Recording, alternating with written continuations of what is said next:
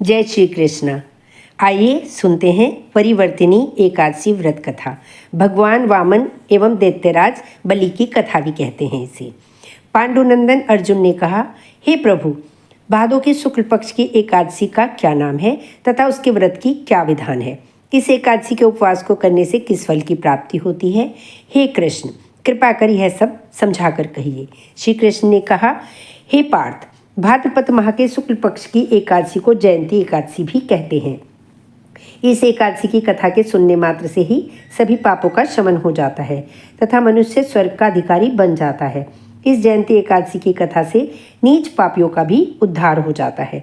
यदि कोई धर्मपरायण मनुष्य एकादशी के दिन मेरा पूजन करता है तो मैं उसको संसार की पूजा का फल देता हूँ। जो मनुष्य मेरी पूजा करता है उसे मेरे लोक की प्राप्ति होती है, इसमें तनिक भी संदेह नहीं है। जो मनुष्य इस एकादशी के दिन भगवान श्री वामन का पूजन करता है वह तीनों देवता अर्थात ब्रह्मा विष्णु महेश की पूजा करता है। हे पार्थ, जो मनुष्य इस एकादशी का उपवास करते हैं उन्हें इस संसार में कुछ भी करना शेष नहीं रहता। इस एकादशी के दिन भगवान विष्णु करवट बदलते हैं, इससे इसे परिवर्तिनी एकादशी भी कहते हैं।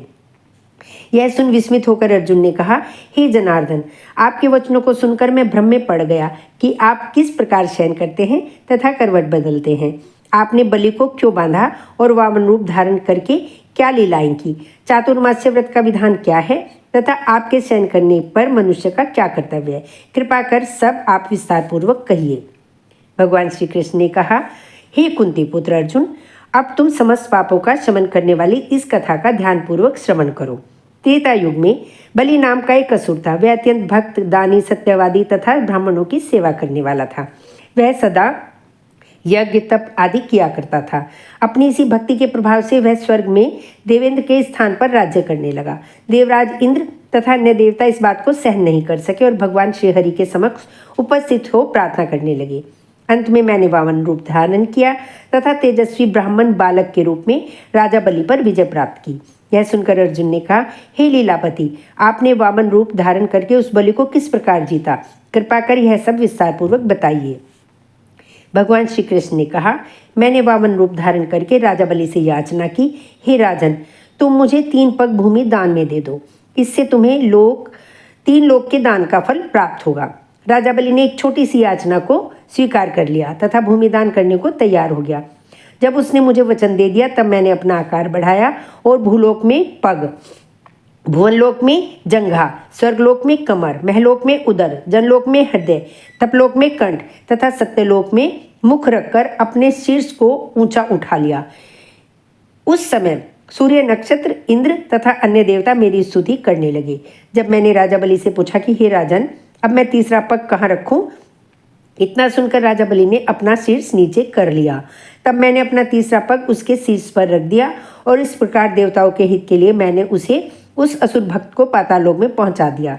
तब वह मुझसे विनती करने लगा। मैंने उससे कहा कि हे बलि, मैं सदैव तुम्हारे साथ रहूंगा। भादों के शुक्ल पक्ष की परिवर्तिनी नामक एकादशी के दिन मेरी एक प्रतिमा राजा बलि के समीप रहती है तथा एक क्षीर सागर में शेषनाग पर शयन करती रहती है। इस एकादशी को विष्णु भगवान शयन करते हुए करवट बदलते हैं। इस 3 त्रिलोकीनाथ श्री विष्णु भगवान की पूजा की जाती है। इसमें चावल एवं दही सहित चांदी का दान किया जाता है। इस दिन रात्रि को जागरण करना चाहिए।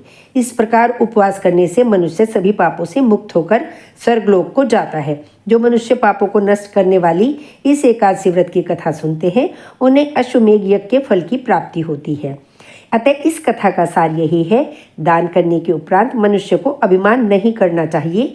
राजा बलि ने अभिमान किया और पाताल को चला गया। इससे इस तथ्य का भी बोध होता है कि अति प्रत्येक कार्य की अनुचित होती है। जय श्री कृष्ण।